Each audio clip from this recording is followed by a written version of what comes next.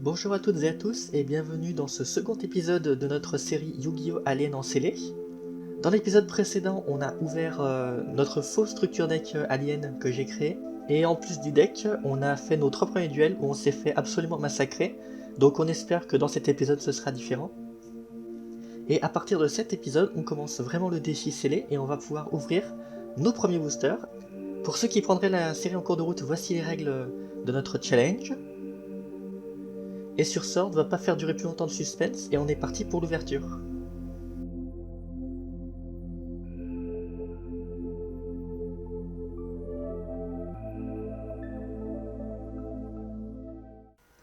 Pour cette première ouverture, on va ouvrir une boîte duel surcharge et une édition spéciale au Soulèvement de la Fureur.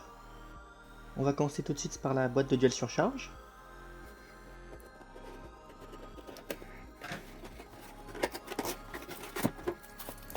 Avec les 6 boosters et une carte géante dragon blanc yeux bleus, très très classe.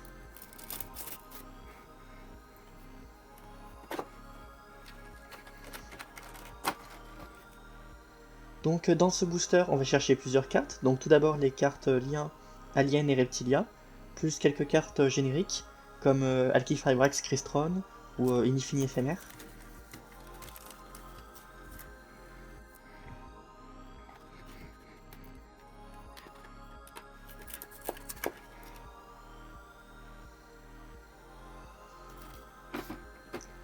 Donc les 2 cartes promo.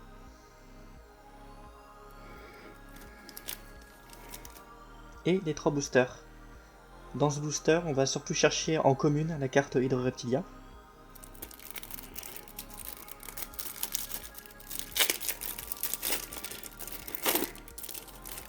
Et donc dans les cartes promo, on a Océan de Coma Marincess et Cœur de Merveille Marincess, 2 cartes Marincess qu'on ne jouera pas. On va commencer par un duel sur charge avec le petit booster fantasmé.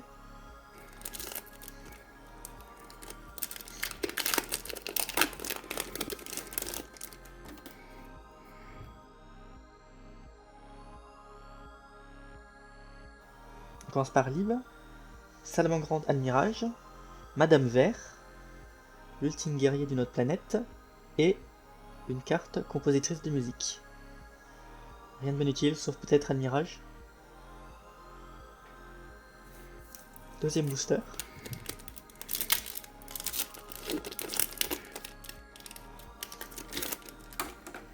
Oh, Inifini éphémère. Très très très bonne carte. Très contente de l'avoir. On va la mettre de côté. Satonizer corrompu. Et Equine Reptilia dans le même booster, incroyable. Très très bonne ouverture.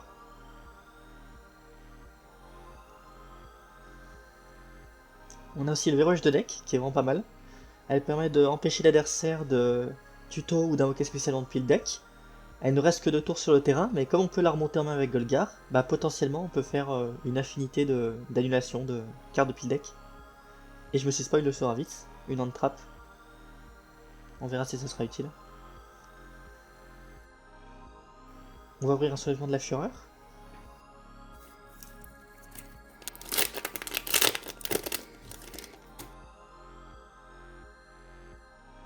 Yosenju Saru, Ferveur Psychique, Kikinagashi Fusho, Passé Demoiselle de Fortune et Avida Reconstructeur des Mondes en super. Douleur d'épée Yosenju, Courant Marincess et Hydro Reptilia, yes. On en a moins une, plus que 2. Révolution Simorg.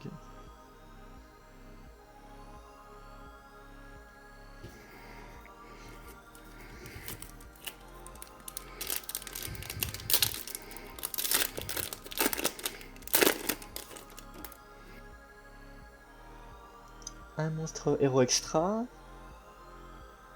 Géant du Vallon, Formule magique, Céleste héros de la destinée et Carte du destin. Vraiment beaucoup moins bien ce pack.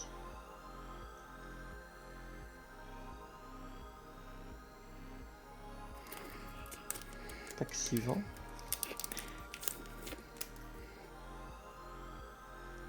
une carte Traptrix, Électro-Girafe, une carte Fourreur, Cauchemar du Grave Serviteur et un deuxième verrouillage de deck, pourquoi pas. Toujours pas de Link Alien par contre.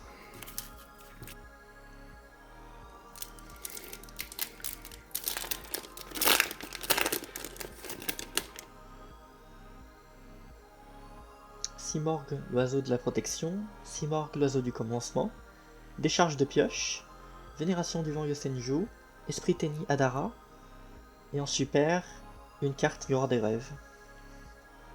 Carte FA, Fureur du feu, et une carte Simorgh.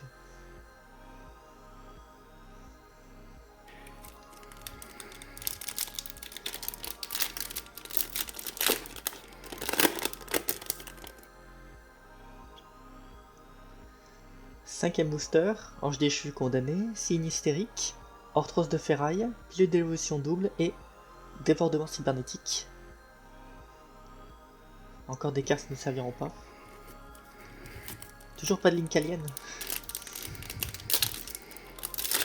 Est-ce qu'on va choper une deuxième Hydro-Reptilia? Miroir Illusien, carte d'Embillon, un deuxième X6-1, Esprit Tenni Mapura. Et en super, le retour du Dragon Tempête, Baba Coiffeuse, une carte Miroir des Rêves, une carte Simorgh et une carte Dino Luther. On verra peut-être le retour du Dragon Tempête qui nous sera utile.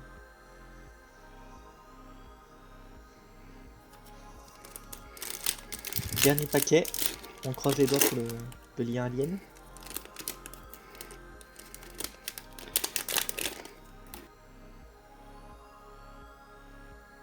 Cyberurgence, un Link Acteur des Abysses, Roi Dragoon, une carte magique et... Ah, c'est pas un lien, Gigaplante, dommage.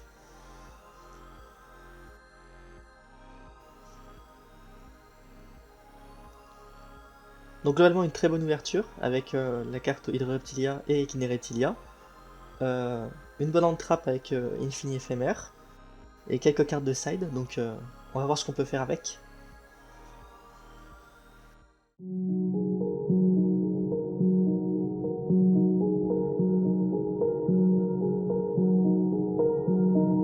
Pour ce qui est des changements du deck, j'ai gardé ces 4 cartes qu'on va pouvoir rajouter dans le main deck. Et pour cela, on va enlever un seigneur de guerre alien. Le raisonnement, c'est qu'on peut les chercher facilement et en plus on peut avoir que 1 sur le terrain, donc ça sert pas forcément à grand chose d'en avoir 2. Ensuite, Triangle Mystérieux. Dans l'épisode précédent, on s'est retrouvé plusieurs fois à en piocher un alors qu'on n'avait pas de compteur A sur le terrain, donc on peut en enlever un. Ensuite, Alien Télékinésique, on a suffisamment d'invocations normales, donc peut-être pas la peine d'en garder 3 dans le deck. Et ensuite, Sacrifice au Dieu Serpent, parce que on en a déjà 2 et 2 ça serait suffisant. À la place, on va jouer Infini Éphémère, qui est une très bonne hand-trap, et en plus on peut l'activer si on commence aussi en joue en deuxième. Hydro-Reptilia qui nous permettra de faire notre Synchro 6 et plus facilement notre Link Reptilia. Et ensuite, on a 2 cartes Tenni. Alors c'est des extenders si on ne contrôle aucun monstre. Et ils nous permettent de faire plus facilement la Link Reptilia. Et dans le cas de Mapura, vu qu'il est niveau 4, en plus ça nous permet d'invoquer le Roi des Lutins Sauvages.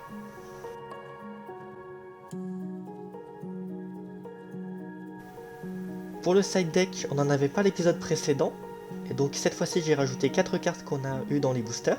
Donc on a eu Soravis, qui nous permet d'annuler l'effet d'une carte qui cible. Le retour du Dragon Tempête CRCR nous bannit beaucoup de cartes de notre terrain ou de notre cimetière. Et 2 verrouillages de deck, pour contrer quelques decks, genre par exemple Zodiac ou Invoke Shadow. Pour l'extra deck, on rajoute l'Équine Reptilia. Très contente de l'avoir, elle nous permettra de tuto des cartes et de gérer des gros monstres. Ensuite, Salamandre Grande Almirage. Potentiellement on pourrait l'utiliser avec une alien ammonite qui se prendrait une hache pour nous protéger. Et ensuite 3 cartes qu'on a de la place donc autant les jouer mais qu'on n'invoquera certainement pas. Baba Coiffeuse et 2 fois l'X6-1. qui nous permettra de nous protéger peut-être.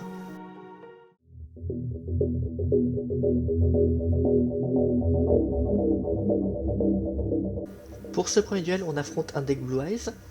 Il commence la partie et tout ce qu'il va faire, c'est poser un seul monstre, donc très certainement une pierre. Et c'est à notre tour de jeu. On open avec le nouveau Tenny niveau 4, ce qui va nous permettre de l'invoquer spécialement et ensuite, en invoquant normalement le guerrier alien, de tout de suite faire notre X64 Roi des Lutins Sauvages.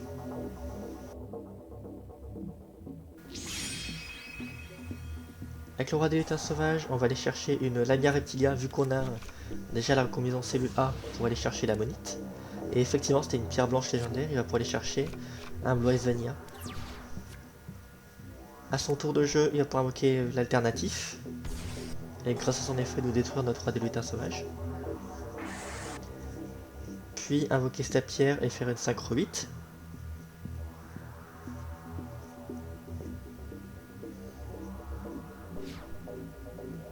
Il est entré en battle phase, mais finalement il a décidé de ne pas attaquer. Et en une phase, je vais chaîner ma recombinaison, où il va l'esquiver en taguant pour le dragon azur.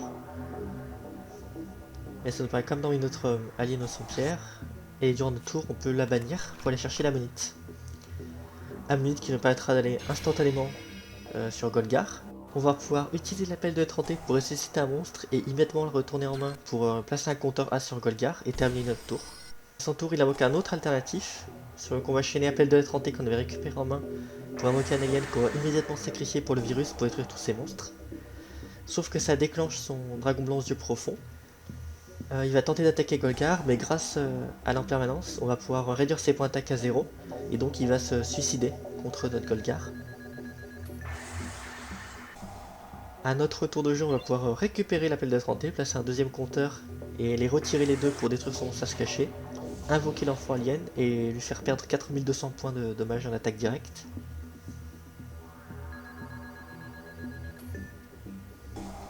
En une phase, la pierre blanche ancienne va lui permettre d'invoquer le dragon esprit, qui va lui permettre de détruire notre triangle mystérieux qu'on va chaîner, mais il va pouvoir l'esquiver pour invoquer un dragon blanc bleu de sa main. Ensuite, pendant son tour, il va pouvoir invoquer un dragon blanc alternatif qui va détruire notre enfant alien pour plus qu'on puisse lui passer de compteur. Et avec polymérisation, il va pouvoir invoquer un dragon ultime alternatif aux yeux bleus. Et tous les tours, il pourra nous bannir 3 cartes en échange de ne pas pouvoir attaquer. Le dragon alternatif aux yeux bleus, en plus de ça, il n'est pas destructible et pas ciblable, donc on ne pourra pas remonter. Et il va gagner la partie grâce à ça.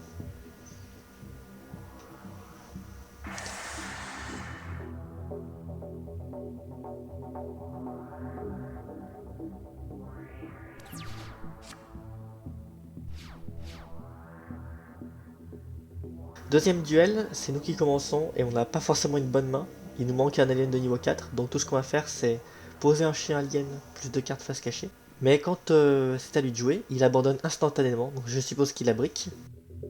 Et donc on est parti pour le troisième duel, où c'est lui qui commence, et il ouvre avec un 1 pour 1, qui va lui permettre d'invoquer une pierre ancienne, et il passe son tour. À ce moment-là, je vais poser le lien hypnotique, et poser 3 cartes face cachée dont le virus, donc s'il tente un gros coup, on va pouvoir lui détruire tous ces monstres. Il active autour des grands dragons, mais dans la colonne d'en permanence, donc on va pouvoir l'annuler indirectement, et ça le bloque totalement, il va terminer son tour. Et là on a un très beau play à faire, on va flipper l'alien hypnotique, l'invoquer normalement par Gémeaux, ce qui va trigger le chien alien, et qui va l'invoquer spécialement, et passer 2 compteurs sur la pierre ancienne, et grâce à l'hypnotique, on va pouvoir voler la pierre ancienne, et donc du coup, elle sera pas envoyée au cimetière, et donc il pourra pas invoquer un dragon blanc bleu de son deck, donc il va être bloqué. On va pouvoir attaquer directement ses points de vie.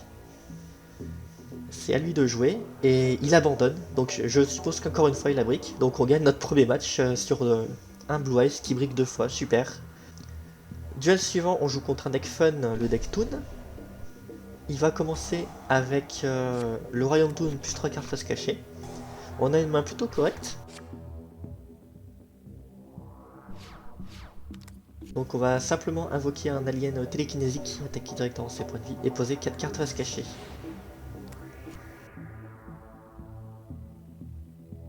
A son tour de jeu, il va tenter de faire la carte d'équipement qui permet de voler notre monstre, sauf qu'on a le sacrifice au dieu serpent et on va pouvoir le chaîner pour détruire notre propre monstre et ses 2 autres cartes. Donc autant dire qu'il a plus rien, et en plus on pioche une ammonite qui va nous permettre d'invoquer instantanément Golgar. Avec la recombinaison, on va pouvoir passer des compteurs sur Golgar et retirer les deux compteurs pour détruire son royaume Toon. Et contre Toon, ça suffit largement, il va pas pouvoir remonter. Donc il abandonne. Duel suivant, il commence avec un canon ondulatoire, donc vraiment un deck fun, c'est pas vraiment une carte qu'on jouerait dans Toon. Mais en plus de ça, donc il va manquer le dragon noir Toon avec la pierre, plus le mermaid, et une carte face cachée, qui était une mallette.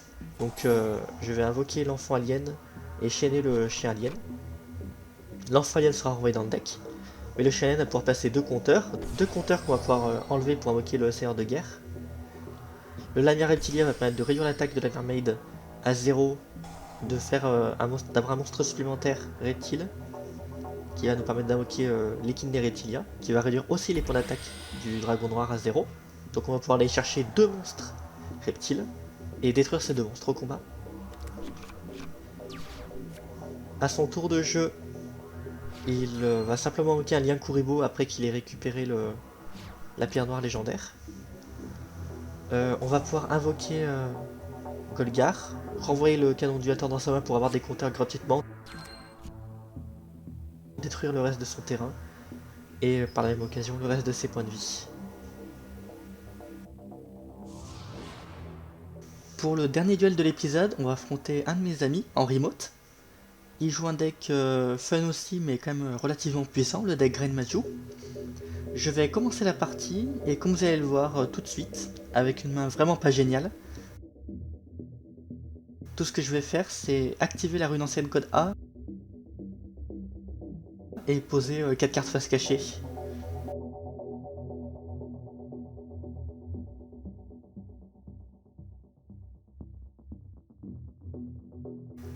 A son tour, il va activer Transaction et défausser le Gizmek, donc vraiment une très bonne opening.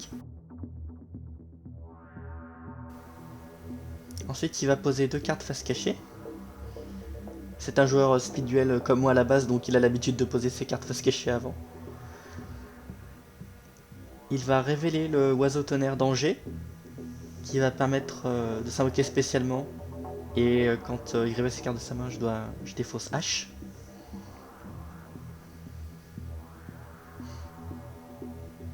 Ensuite, il va faire Cyclone Cosmique et il va toucher la pire carte pour moi, la recombinaison cellule A.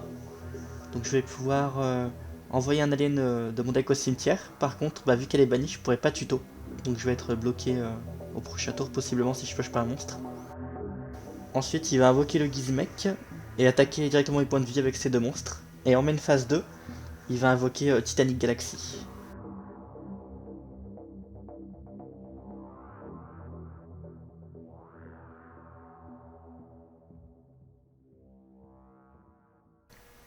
A mon tour de jeu, je pioche, et je pioche encore une carte magique ou piège.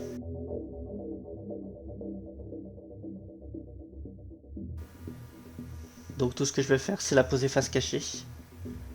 Et je vais terminer mon tour. À son tour de jeu, il va invoquer normalement Grémajou. Je vais utiliser l'appel de l'étranté pour récupérer l'alien télékinésique. Et quand il va attaquer, je vais utiliser le sacrifice au dieu serpent pour détruire mon alien télékinésique et ses deux monstres. Mais toujours en battle phase, il va réinvoquer le Gizmek et attaquer directement nos points de vie. Il va nous rester 300. Puis à notre tour de jeu, on pioche un monstre, mais malheureusement ça suffira pas à nous défendre parce qu'il va avoir trop de cartes, dont le mangeur des millions. Donc il gagne la première manche. Du coup je commence, et pareil, j'ai une main pas forcément géniale, je vais juste poser un monstre à se cacher, ainsi qu'une carte magie au piège. Il va tout de suite invoquer le Gizmek, et invoquer normalement Grain Majou, qui aura 3200 d'attaque. Et il va aussi révéler comme au premier duel l'oiseau tonnerre. En défaussant Ogopogo, il va pouvoir invoquer spécialement Ipyoshinka.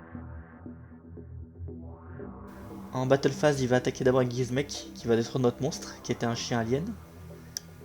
Et attaquer directement nos points de vie, nous faire perdre 6000. Et en main phase 2, il va invoquer Lancelot, qui va pouvoir annuler le premier effet activé.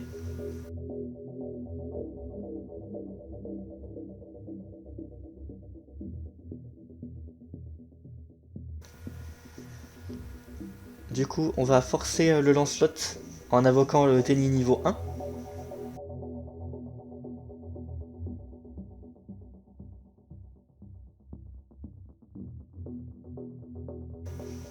Ensuite, je vais invoquer l'alien télékinésique. Et chaîner chien alien de la main pour l'invoquer spécialement et placer 2 compteurs.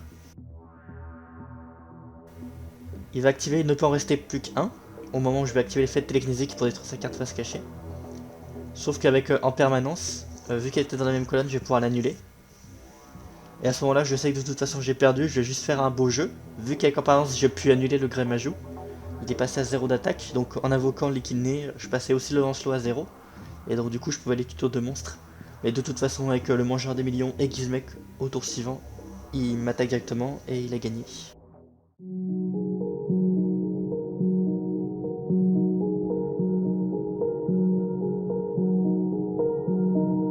Que dire pour conclure cet épisode? Tout d'abord, les ouvertures étaient vraiment pas mal. La Linky Reptilia permet vraiment d'ajouter de la stabilité au deck. Et l'Inifini éphémère nous a vraiment sauvé dans pas mal de situations, donc très contente de l'ouverture. En parlant d'ouverture, la semaine prochaine, à la base, je voulais ouvrir une boîte de Duel Génération. Sauf que vu qu'on n'a toujours pas eu le lien Alien, je me pose la question de est-ce qu'on va essayer de obtenir ce lien Alien plus peut-être une autre de Reptilia avant d'ouvrir Duel Génération, ou alors faire l'inverse. D'ailleurs, d'abord récupérer les cartes génériques, surtout d'extra deck qui vont pouvoir nous aider, et les cartes de side. Pour ce qui est des duels, on a gagné les 2 premiers matchs. Alors certes c'était contre des decks fun, mais au moins c'est une première victoire, très très contente de ça.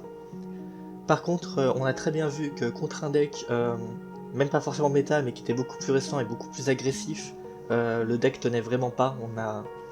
On n'a pas suffisamment d'interruptions, pas suffisamment de défense, donc il va falloir remédier à ça dans les semaines à venir. Du coup, c'est sur ça qu'on va se quitter. Si l'épisode t'a plu, n'hésite pas comme d'habitude à lâcher le petit pouce bleu, à t'abonner à la chaîne et à cliquer sur la cloche pour ne pas rater des prochaines vidéos.